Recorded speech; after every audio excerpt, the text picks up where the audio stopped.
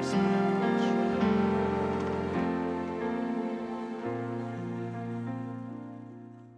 찬송가 361장입니다.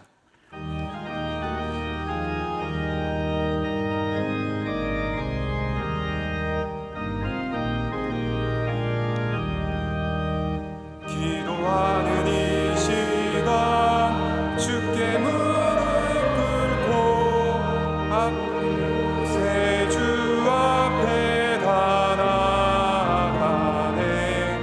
믿음으로 나가면 주가 보살피사 크신 은혜를 주네. 거기 기쁨이 있네. 기도 시간에 복을 주시네.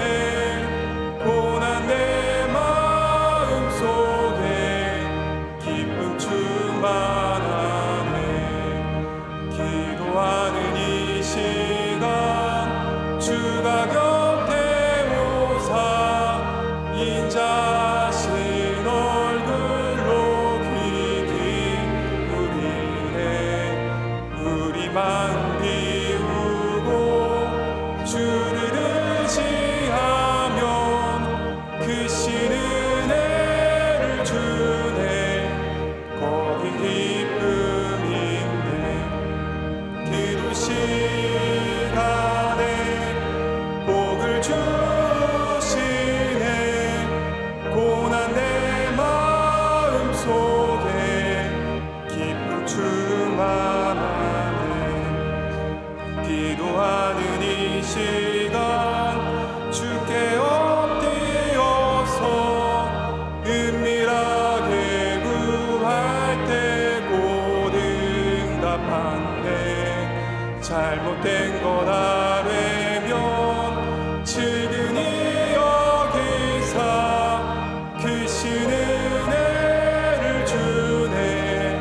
거기 기쁨이 있네. 기도 시간에 복을 주시네.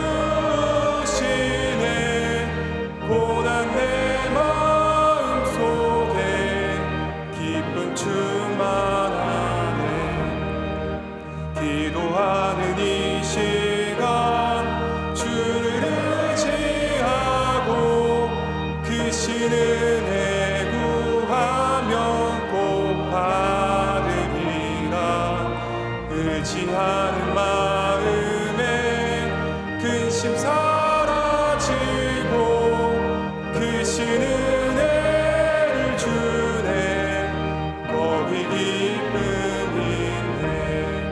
기도 시간에 복을 주시네. 고난 내 마음 속에 기쁨 충만하네.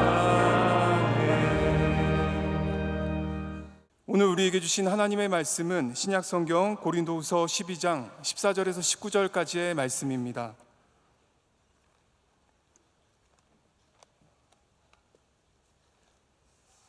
신약성경 299면에 있는 고린도후서 12장 14절부터 19절까지의 말씀을 한 절씩 교독하시고 마지막 절 함께 읽도록 하겠습니다.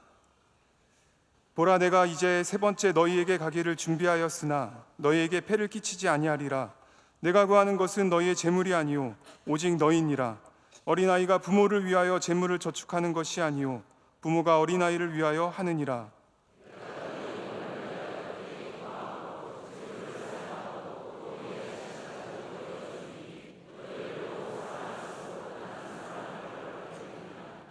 하여간 어떤 이의 말이 내가 너희에게 짐을 지우지는 아니하였을지라도 교활한 자가 되어 너희를 속임수로 취하였다 하니,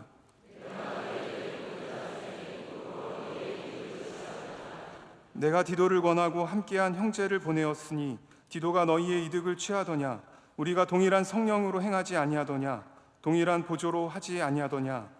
너희는 이때까지 우리가 자기 변명을 하는 줄로 생각하는구나. 우리는 그리스도 안에서 하나님 앞에 말하노라. 사랑하는 자들아, 이 모든 것은 너희의 덕을 세우기 위함이니라. 아멘.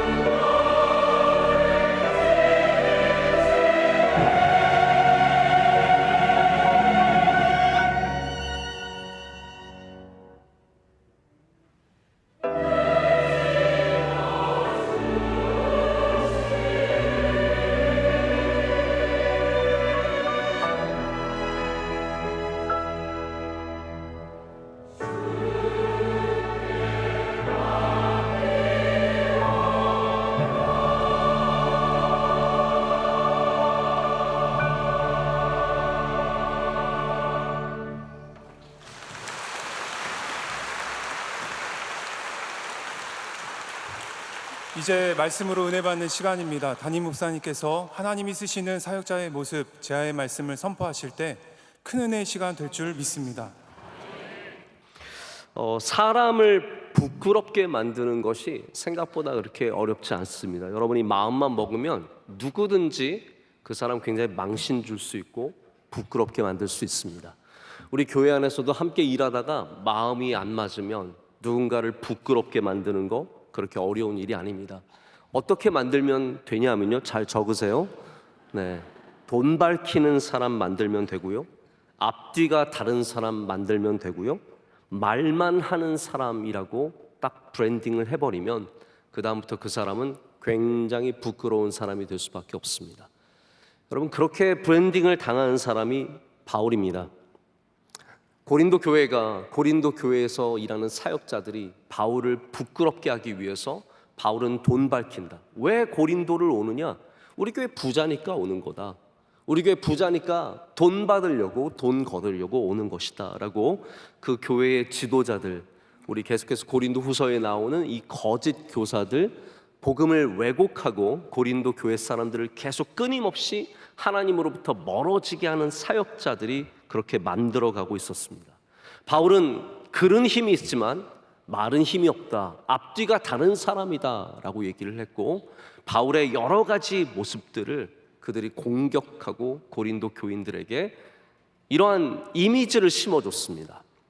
여러분, 우리 참 쉽게 그렇게 넘어가는 경우가 많은 것 같습니다. 이 세상이 만들어내는 이미지들, 누군가가 형성시키는 이미지를 우리는 고스란히 받아들이고, 아 맞아, 바울이 그런 사람이지, 아 우리 대통령이 그런 사람이지, 아 야당 지도자가 그런 사람이지 라는 우리는 그러한 이미지를 가져버리는 것이죠. 거기에 돈이 한 몫을 합니다. 돈 밝히는 사람, 여러분 돈 밝히는 사람 좋아하세요? 정작 우리는 돈을 밝히는데 남은 돈 밝히는 거를 참 싫어하지 않습니까? 특별히 하나님의 종이 돈 몇 푼이나 받고자 간다면 그 발걸음이 얼마나 부끄럽겠으며, 그렇게 말한다면 그 사람은 얼마나 부끄러운 사람이 되겠습니까?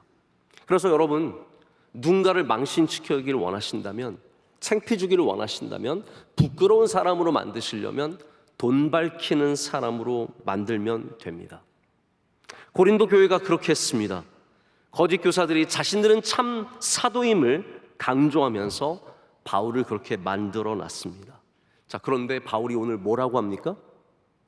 내가 그렇지 않다라는 주장도 하지만 나는 그럼에도 불구하고 가겠다라는 겁니다. 이것이 여러분, 하나님이 쓰시는 사역자의 첫 번째 모습입니다. 하나님이 쓰시는 사역자가 목사만이 아닙니다. 여러분들도 다 하나님의 사역자들입니다. 왜 그렇습니까? 사역자라는 말이 우리가 전문직처럼 여기면 저와 같이 목사이든지 아니면 선교사님이시든지 이러한 다양한 교회에서 녹을 먹는 사례를 받는 사람으로 전문가로 생각하신다면 그것이 일부분의 사역자에 지나지 않는 것을 아셔야 합니다.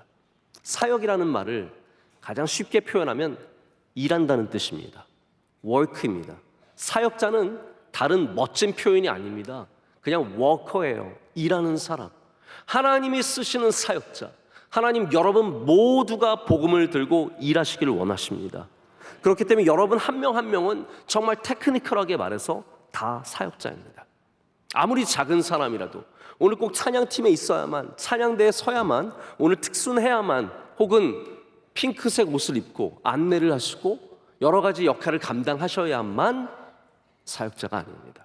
오늘 예배드린 여러분 모두가 사역자인 것을 꼭 아시고 사역자의 자세를 배우시기를 축복합니다. 그 첫 번째 자세가 무엇입니까? 그럼에도 불구하고예요. 그럼에도 불구하고 고린도 교회가 나를 오해하고 내 돈 밝히는 사람은 정도로만 이해하는 이러한 상황에서도 그는 불구하고 가겠다는 겁니다. 하나님 쓰시는 사역자들, 오해와 비난에도 그 모든 것들을 다 넘어서서 사명을 감당하는 사람들입니다.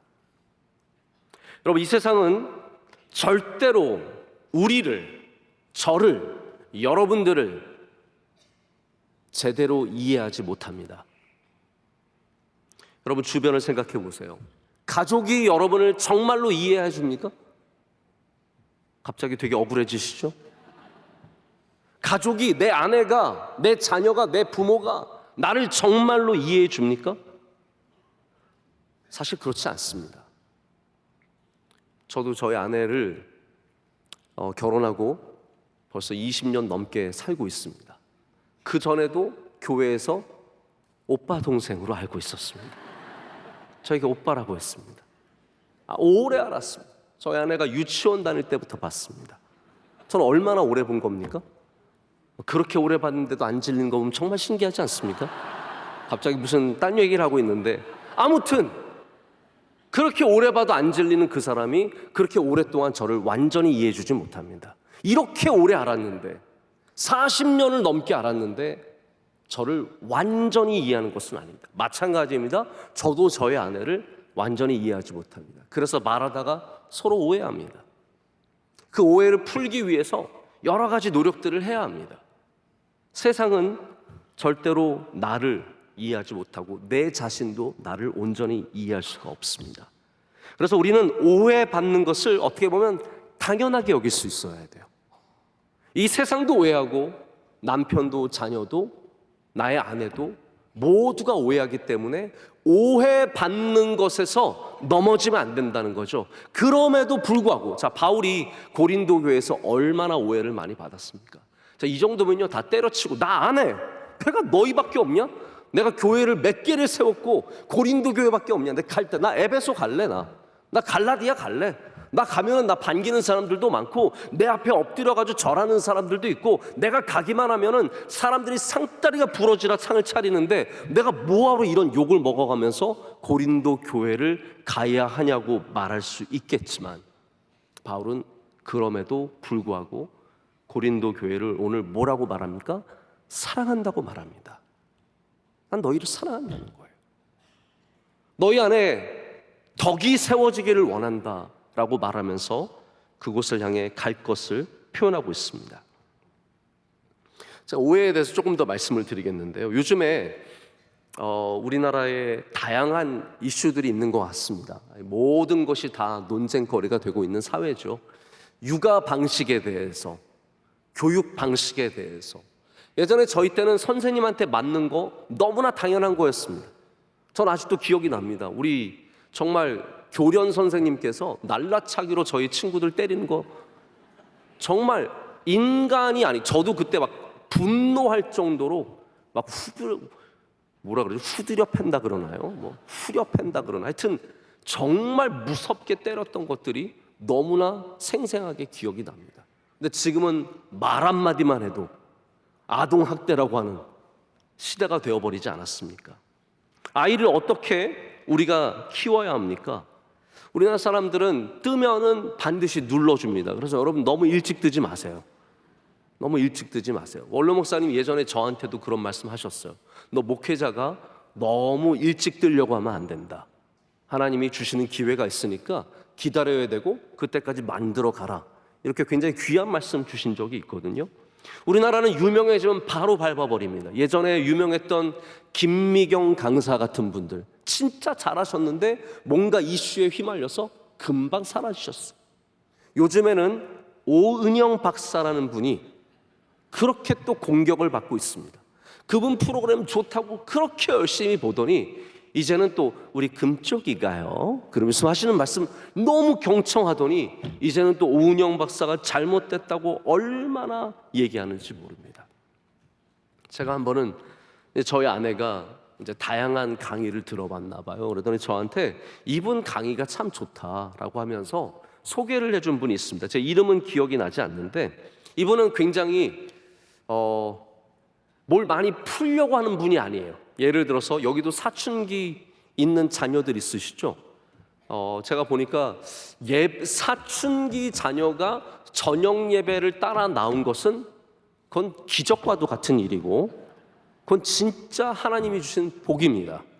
모든 사춘기 자녀들을 데리고 계신 분들은 하나님께 기도 많이 하시고 하나님의 은혜를 많이 사모하시길 축복합니다. 사춘기 자녀들 정말 어렵지 않습니까? 저는 아직까지 저희 아이들이 사춘기가 안 왔어요. 우리 첫째 영민이는 6학년인데 언제 사춘기가 올지 모르겠어요. 지금도 너무 착하고 순하고 예뻐 죽겠어요. 너무 착해 죽겠어요. 근데 사춘기가 오면 애들이 달라진대요. 저희는 그날을 기다리고 있어. 언젠간 올 건데 그날이 올 때고 그거 어떻게 하느냐? 이분이 말씀하시기를 애들이랑 너무 많은 대화를 하려고 하면 안 된대요. 애가 막 뭐라 그러면 알았어. 그리고 그냥 끝내래요. 그래 알았어. 알았어. 그래 그만해. 오케이 그래 됐어. 그래 요러기만 하면 된다는 거예요.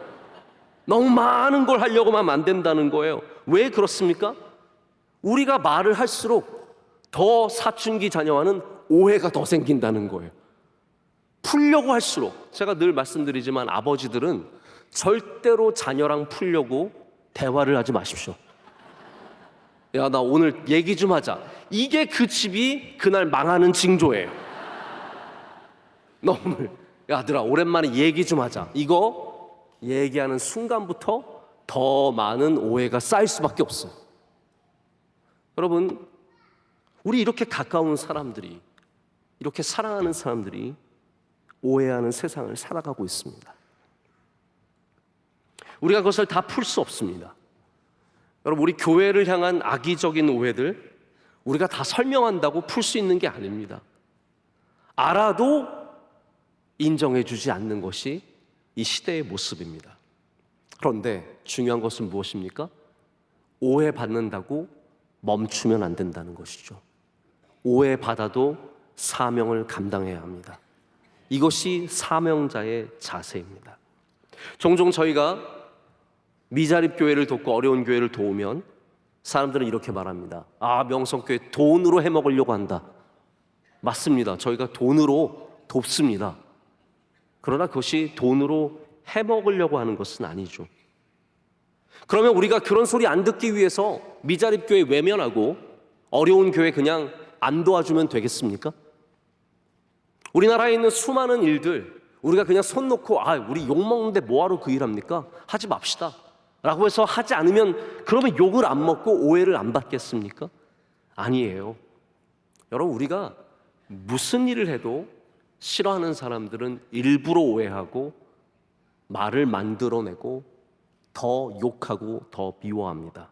그래서 우리가 선한 일을 할 때는, 할렐루야, 하나님의 맡겨주신 사명을 감당할 때는 오해를 넘어서서, 사람들의 이야기를 넘어서서, 물론 우리의 자세는 바뀌면 안 됩니다. 늘 우리는 겸손한 자세를 갖고 있어야 하고 우리는 늘 섬김의 자세를 갖고 있어야 합니다. 과시적인 자세가 아니라 반드시 섬김의 자세를 유지해야 합니다. 하지만 담대할 필요가 있습니다. 할렐루야. 어떠한 일을 하든지 세상은, 여러분 주변 사람들은 여러분들을 오해할 수 있습니다.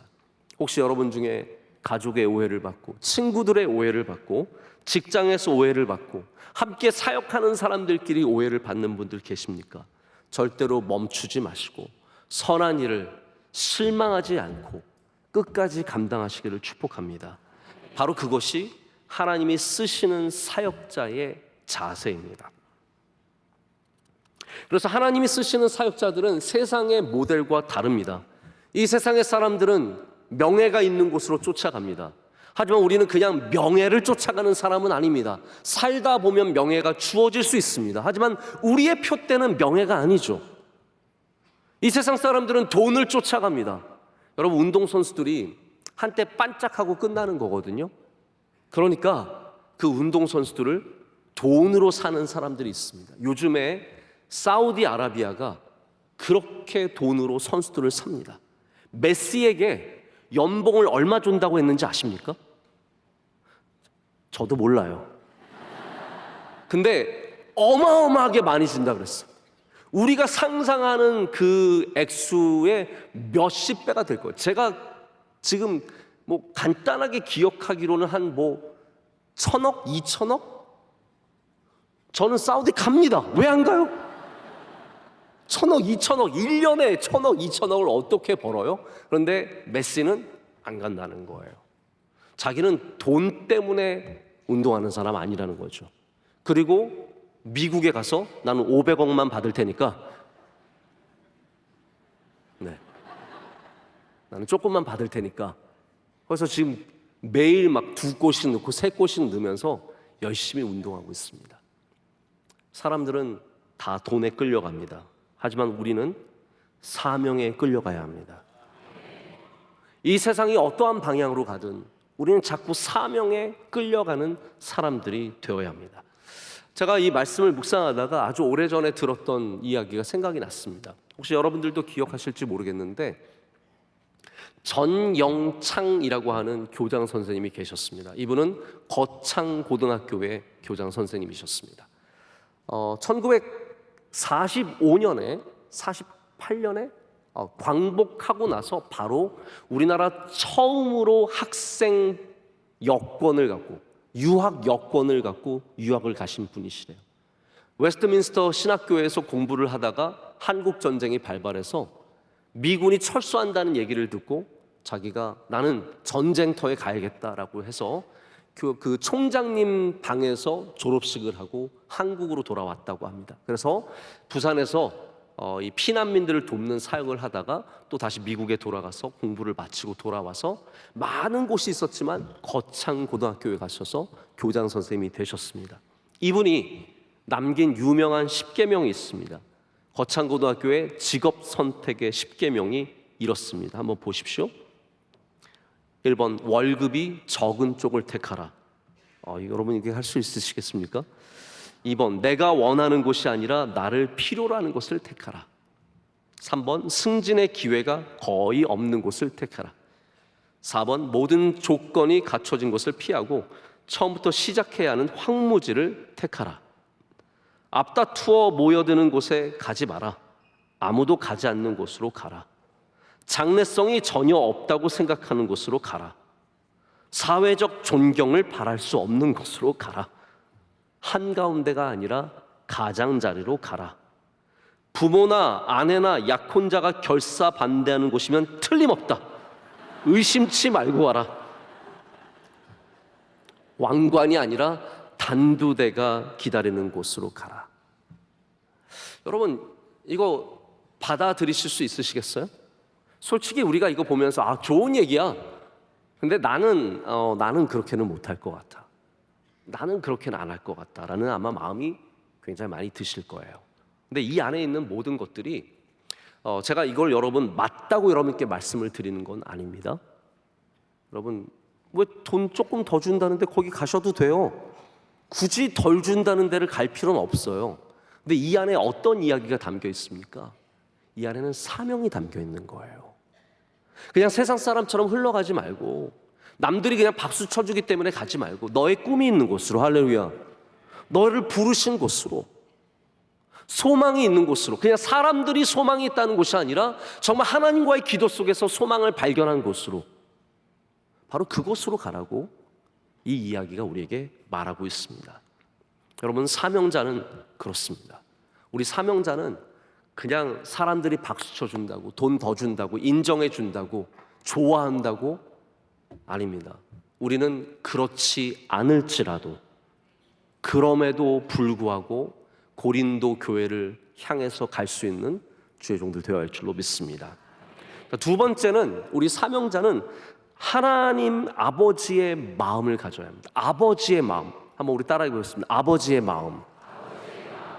사명자가 가져야 하는 마음은 아버지의 마음입니다. 오늘 바울이 아버지로서 고린도 교회를 방문하겠다라고 말합니다.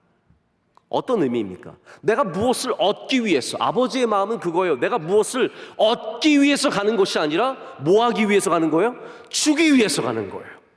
이게 사명자의 마음이고 오늘 바울이 우리에게 보여주는 마음입니다. 여러분 교회는 분명히 하나님의 은혜를 얻는 곳입니다. 할렐루야. 그런데 우리가 교회에 와서 하나님의 은혜를 얻지만 우리는 교회에 와서 또한 하나님께 드리려는 마음이 있어야 합니다. 그것이 뭐 헌금을 드리라는 그 말씀이 아닙니다. 우리가 무엇을 여기서 어떻게든 뭘 뽑아갈까가 아니라 내가 얼마만큼 여기서 이득을 얻어갈까가 아니라 야 이번 주에 우리 화분 나눠준다는데 내가 4개는 가져가야지. 물통 나눠준다는데 우리 친척들까지 한 8개 정도는 가져가야지. 이 마음은 아니라는 거예요. 혹시 여러분 그런 마음으로 사셨습니까? 지난번 창립 기념주일에 물통 몇 개 가져가셨습니까? 그거 우리가 기쁘고 감사해서 나누는 건데, 나 여기 오늘 뭔가 좀 한몫해 보려고. 여러분 그날 열무 비빔밥 5그릇 드신 분들은 회개하셔야 됩니다.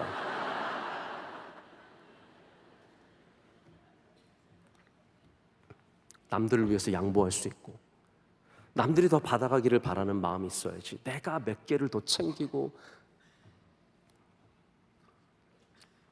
아버지의 사명자의 마음은 주고 싶은 마음이에요.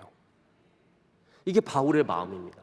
바울이 말하는 거예요. 너희들 내가 돈 거두러 가는 줄 아는데 아니야, 나는 아버지의 마음인데 아버지의 마음은 얻고자 하는 것이 아니라 주고자 하는 마음이라는 거예요. 내가 너에게 주고자 하는 것이지. 그래서 디도를 보냈을 때도 우리가 너에게 무슨 돈을 걷어갔냐, 이익을 취한 적이 있느냐. 내가 단 한 번도 너에게 사람을 보내서 이익을 취한 적이 없는데 왜 자꾸 나에 대해서 뭘 돈을 받아가는 사람으로 만드냐라는 거죠. 어린아이가 14절의 하반부 이런 말씀 나오죠. 어린아이가 부모를 위하여 재물을 저축하는 것이 아니요 부모가 어린아이를 위하여 하느니라. 바울은 아버지의 마음을 가졌던 사람입니다.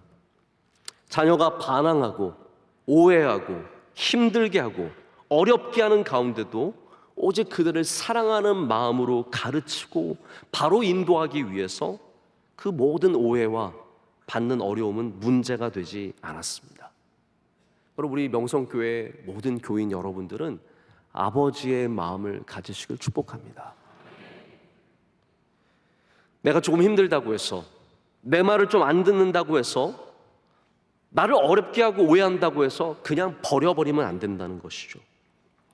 어떤 선교사님께서 아랍권에서 오랫동안 선교 활동을 하셨는데 그분이 표현하시기를 아랍의 선교는 돌산 같다는 거예요. 아무리 쳐도 산이 그대로예요. 몇십 년을 산을 깎았는데 그대로예요. 저도 예전에 터키 갔었을 때 만났던 선교사님이 기억이 납니다.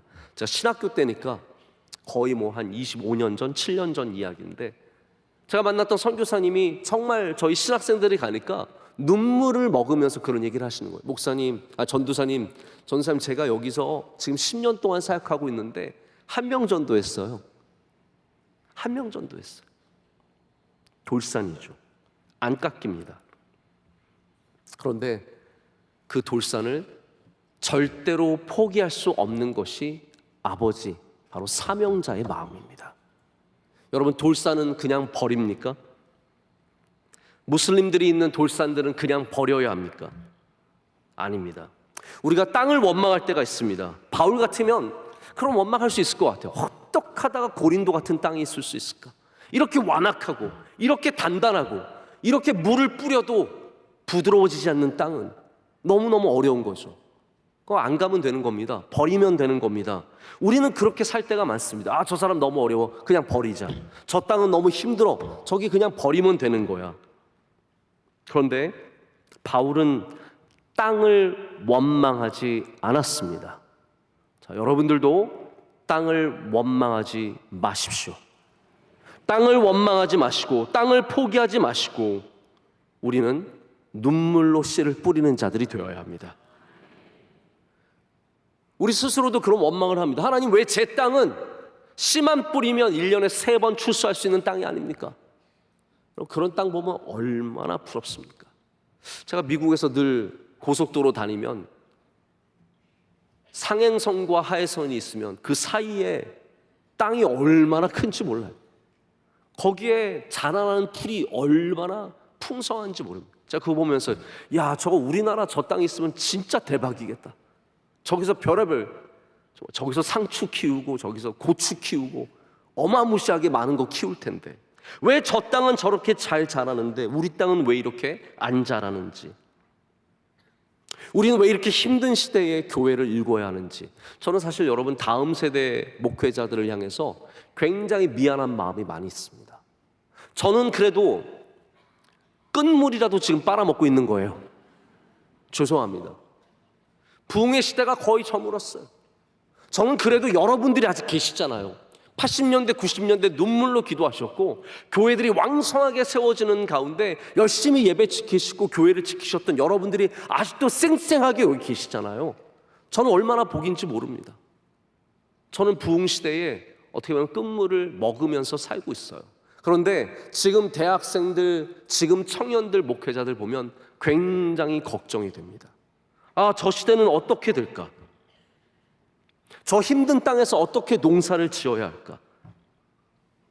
근데 여러분, 우리가 힘든 땅이라고 해서 땅을 버릴 수 있겠습니까? 우리가 땅을 버리지 않는 이유는 이 땅이 비싸서도 아니고 이 땅이 귀해서도 아니고 바로 우리의 마음에 아버지의 마음이 있기 때문입니다. 바울이 아버지의 마음을 가졌던 것처럼 여러분, 어떠한 땅에서 농사를 지으시든지 그것이 교회이든 직장이든 가정이든 아버지의 마음으로 포기하지 않으시기를 축복합니다. 1980년대 미국에 정말 엉뚱한 유행이 있었습니다. 그건 뭐냐면 애완용 동물 가운데 보통 우리가 애완용, 요즘엔 애완이라는 말도 잘 안 쓰죠. 반려라는 말을 많이 쓰는데 반려견, 반려묘, 우리가 주로 강아지, 개나 고양이를 키우지 않습니까?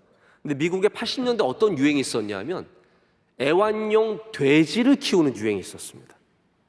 베트남에서 수입한 이 애완용 돼지는 하고 다니는데 얘네들이 똑똑해요.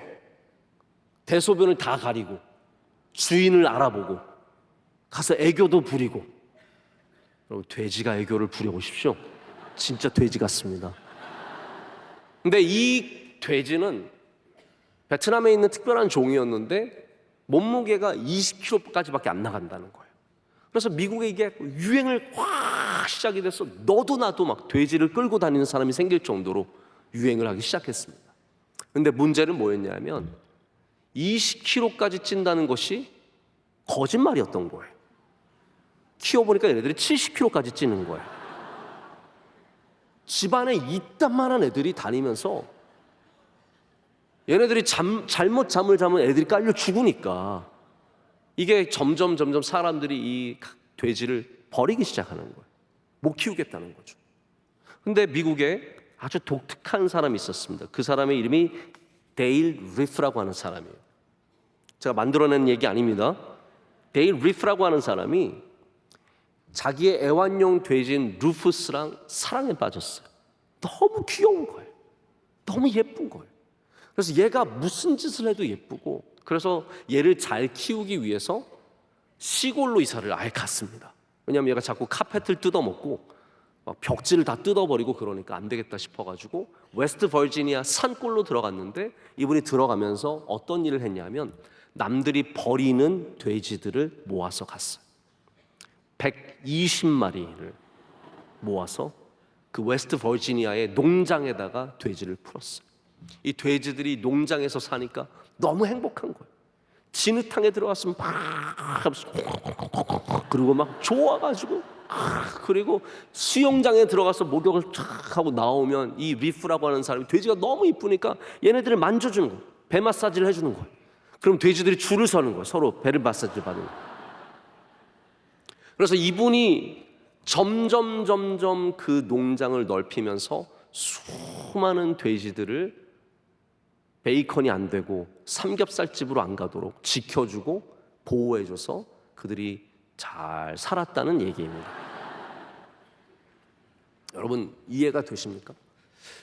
돼지를 사랑하는 사람, 이 진흙탕에 뒹굴고 카페트 뜯어먹고 벽지 뜯어먹는 이 돼지를 사랑하는 사람이 이해가 되십니까? 여러분, 근데 어떻게 하나님을 이해할 수 있겠습니까? 우리처럼 죄짓고 진흙탕에 들어가고 말 안 듣고 돌아다니고 먹지 말라는 거 먹고 하지 말라는 거 하고 늘 딴짓하고 다른 길로 걸어가는 우리를 사랑하시는 하나님이 이해가 되십니까? 왜 하나님께서 우리를 사랑하십니까? 하나님에게 아버지의 마음이 있으시기 때문입니다. 어쩌면 되지보다 못한 우리들, 형편없는 우리들을 주님께서 사랑하시기 때문에 바로 그 아버지의 마음을 갖고 계시기 때문에 주고 싶으신 것이고, 우리의 배를 마사지해 주시고 싶으신 것이고, 우리를 안아주고 싶으신 것이죠. 탕자의 아버지가 저는 순진해서 기다렸다고 생각하지 않습니다.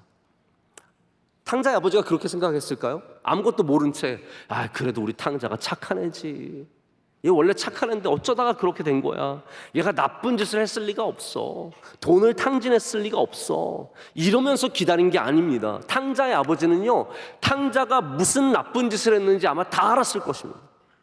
돈을 어디다 썼는지, 어디 가서 나쁜 짓 하고 살았는지, 그러다가 형편없이 쫓겨나서 돼지 쥐염려를 먹고 있는 것을 다 알고 있었겠지만, 탕자의 아버지가 기다린 것은 몰라서가 아니라 아버지의 마음을 가졌기 때문에 기다렸던 것입니다. 우리 사역자들이 가져야 하는 것이 아버지의 마음입니다. 우리 명성교회 모든 교우 여러분들에게도 아버지의 마음이 있으시길 축복합니다. 교회를 다니시면서 무슨 마음으로 다니십니까? 아버지의 마음으로 다니십시오. 부서에서 일하실 때 어떠한 마음으로 일하십니까? 사명자의 마음, 바로 주고 싶은 마음, 사랑하는 마음, 고린도 교회를 사랑하는 이 바울처럼 사랑의 마음을 갖고 하시기를 축복합니다. 제가 어떤 귀한 교회를 섬기시는 목사님과 얘기를 하다가 그 목사님께서 그 부교육자들한테 늘 주인의식을 가져야 한다라고 얘기를 많이 하시면서 가르치시는 것이 있대요. 제발 불 켜진 방 있으면 불 좀 꺼라. 그게 부교육자에게 주시는 가장 중요한 사명이라는 거예요. 교회 다니다가 쓸데없는 곳, 아무도 없는 곳에 불 켜져 있으면 불 좀 꺼라. 그게 주인의식이다. 근데 정말 맞는 것 같아요. 제가 보면은 우리 교회도, 제가 사무실도 보고 그러면 다니면서 불이 환하게 켜져 있는데 아무도 없고, 근데 거기 불 끄는 사람이 누군지 아십니까? 접니다, 저. 저는 그게 그렇게 아까워요. 에어컨, 제 사무실 6층이거든요. 저희는 위는 바로 옥상이에요. 근데 6층에서 누가 일하는지 전혀 생각하지 않고 지은 옥상이에요. 물도 새고 뜨겁기가 얼마나 뜨거운지 위에 열이 그대로 내려옵니다. 다. 제 방은 딱 아침에 새벽 예배 마치고 들어가면 후닥지근해요. 저는 근데 늘 에어컨 키는 게 아깝습니다. 에어컨 키는 게 아까워요. 이거 어떻게 하면 좀 덜 킬 수 있을까? 선풍기 어떻게 좀 안 될까? 선풍기로 하다 안 되면 에어컨 키는 거예요. 근데 여러분, 다른 사무실 가보십시오. 추워서 다 가디건 입고 일하고 있습니다. 왜 그렇습니까? 이게 주인의식 갖는 게 생각보다 쉽지 않다라는 거예요. 다 사랑하고 다 좋아하고 그렇지만 내가 불 꺼야 한다는 것, 내가 아껴야 한다는 것을, 그런 마음을 갖고 사는 것은 굉장히 쉽지 않습니다. 여러분, 우리가 교인으로서 뭐 사랑해야죠, 네, 우리가 기다려야죠, 이런 말씀 잘 하실 수 있는데 정말 아버지의 마음을 갖는 것은 어렵습니다. 근데 여러분, 어떠한 일을 하시든지 사명자의 마음, 아버지의 마음을 꼭 가지십시오. 그러면 여러분 거기서 반드시 성공하실 수 있으십니다. 학교를 다니든 직장에 다니든 가정에 있든 교회에서 일하든 어떠한 곳을 가든지 우리가 바로 이 사명자의 마음, 아버지의 마음, 주고자 하는 마음, 사랑하는 마음, 이 마음을 갖고 있으면 거기서 주님께서 반드시 우리를 귀하게 사용해 주실 줄로 믿습니다. 마지막으로 하나님께서 쓰시는 사역자는 덕을 세우는 사람들입니다. 19절의 마지막으로 적혀있는 말씀이 무엇입니까? 우리 19절 말씀 한번 보실까요? 우리 다 함께 한 목소리를 읽겠습니다. 너희는 이때까지 우리가 자기 변명을 하는 줄로 생각하는구나. 우리는 그리스도 안에서 하나님 앞에 말하노라. 사랑하는 자들아, 이 모든 것은 너희의 덕을 세우기 위함이니라. 아멘. 이 모든 것이, 내가 너희에게로 가고자 하는 것이, 내가 너희에게서 받고자 하는 것이 아니라 주고자 하는 것이, 내가 너희를 위해서 이렇게 기도하고 힘쓰는 모든 것이 다 덕을 세우기 위함이다라는 것이죠. 덕을 세운다는 말이 여러분 어떠한 의미일까요? 덕을 세운다가 두 단어가 아닙니다. 덕을 세운다는 원래 한 단어입니다. 그래서 세운다는 단어만 있습니다. 이 세운다는 것은 번역본을 찾아보면 여러 번역이 되어 있습니다. 다른 번역들이 되어 있는데 그 중에 하나는 strengthening입니다. 너를 강하게 하고자, 능력을 주고자 합니다 라고 말하고 있고요.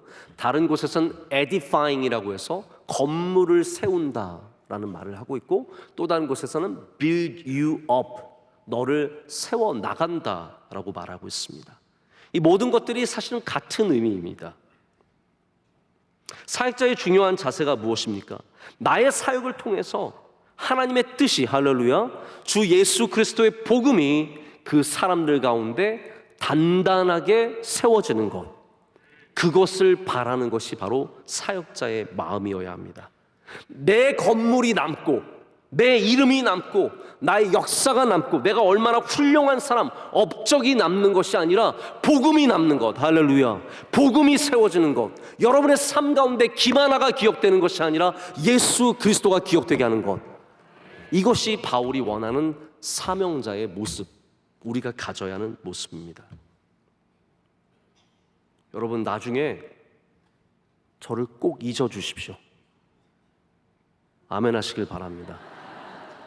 저를 꼭 잊어주십시오. 예수님만 기억하십시오.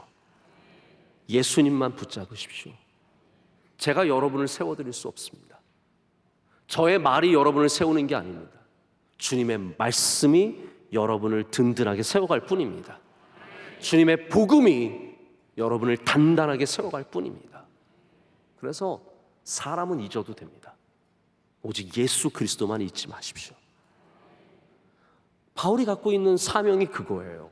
내 이름을 남기고 내 업적을 남기고 내가 얼마나 훌륭한 사람인지를 남기는. 사실 바울이 자기 훌륭한 얘기도 합니다. 왜 안 합니까? 고린도 후서에도 자기를 변명하느라 사실은 은근슬쩍 자기 훌륭한 거 얘기합니다. 그런데 그 이야기조차도 목적은 바울을 남기는 것이 아니라 예수 그리스도를 남기기 위해서입니다. 여러분, 주님을 한번 생각해 보십시오. 이 땅에서 사역하시고 이 땅에서 죽으신 주님께서 이 땅에 무엇을 남기셨습니까? 예수님께서 이 땅에 남기신 것이 무엇입니까?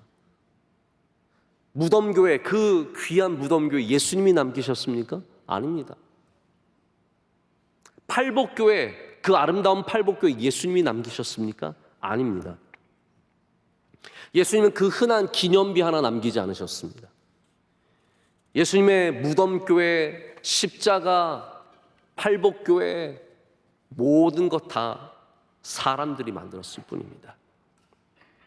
오직 예수님은 이 땅에 하나님의 은혜, 하나님의 복음, 구원의 말씀만 세우셨습니다. 그리고 그것이 복음 운동이 되어서 사람들을 구원하고 사람들을 살리는 능력이 되었습니다. 우리 사역자들은 우리가 세워지고 우리가 높아지기 위해서 일하는 사람들이 아닙니다. 바울은 이익을 취하지 않았습니다. 오히려 15절에 말하듯이 재물을 사용해서 자신까지 내어줄 정도로 일을 했습니다. 바울은 예수님이 어떻게 사셨는지를 아는 사람이죠. 아무것도 남기지 않고 오직 주기를 원하셨던 분처럼 자기도 그렇게 사역하기를 원했습니다. 저는 굉장히 부족한 사역자입니다. 그래서 저는 늘 제가 사역자라고 부를 때도 굉장히 부끄러운 마음이 있습니다. 우리 명성교회에 정말 능력 있는 사역자가 와야 되는데 저같이 부족한 사람이 와서 죄송한 마음이 들 때도 사실은 굉장히 많이 있습니다. 그러나 분명한 것은, 제가 정말로 간절히 소망하는 것은 여러분 한 명 한 명이 바로 예수 그리스도의 복음, 덕으로 세워지는 것입니다. 여러분, 그러기 위해서는 오늘도 우리의 바닥을 돌아봐야 합니다. 여러분의 바닥은 무엇입니까? 예수 그리스도가 되어야 합니다. 큰 물이 일어나고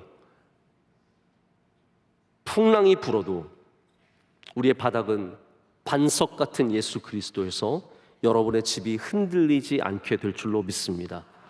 이번에 잼버리가 너무나 어렵지 않습니까? 우리나라는 또 어려운 건 못 봐줘요. 그래서 잼버리 다 어떻게든 살려보려고 온 나라가 달려붙었습니다. 여러분, 잼버리가 어려운 이유 중에 하나가 그 바닥부터 어려웠기 때문입니다. 그 바닥이 질퍽질퍽한 바닥, 거기서 아이들이 텐트를 치고 자는 것 자체가 너무 어려웠기 때문입니다. 바닥이 어려우면 다 어려워집니다. 우리 명성교회 바닥은 예수 그리스도의 십자가, 복음이 되어야 할 줄로 믿습니다.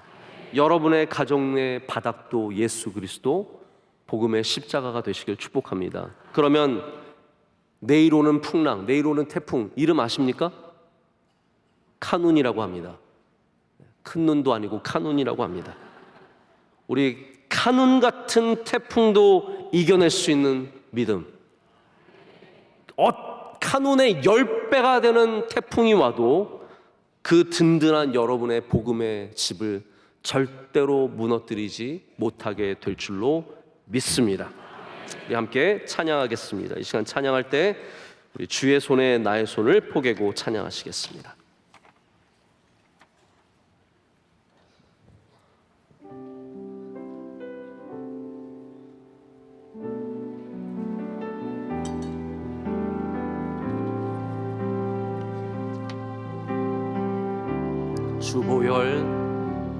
주보혈 날 정결케 하고,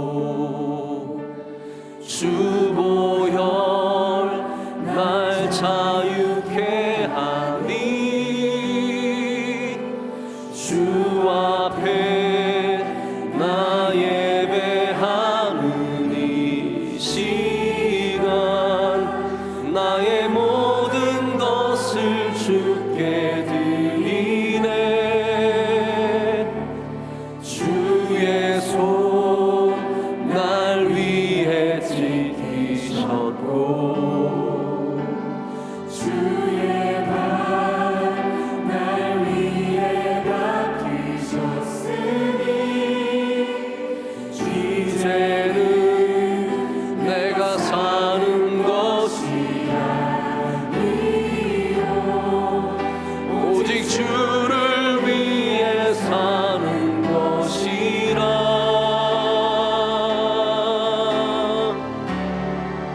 주의 손에 나의 손을 포개고, 또 주의 발에 나의 발을 포개어 나 주와 함께 죽고 또 주와 함께 살리라. 영원토록 주 위에 살리. 주의 손에 나의 손을, 주의 손에 나의 손을 포개고, 또 주의 발에 나의 발을 포개어 나 주와 함께 죽고 또 주와 함께 살리라. 영원토록 주 위에 살리라. 주 위에 살리라. 이제는 우리 주 예수 그리스도의 크신 은혜와 하나님 아버지의 영원하신 사랑과 성령님의 함께하시며 임재하심이 주의 말씀을 듣고 붙잡고 세상으로 향해 나아가는 모든 사명자들 가운데 이제로부터 영원토록 함께하시기를 간절히 축원하옵나이다. 아멘.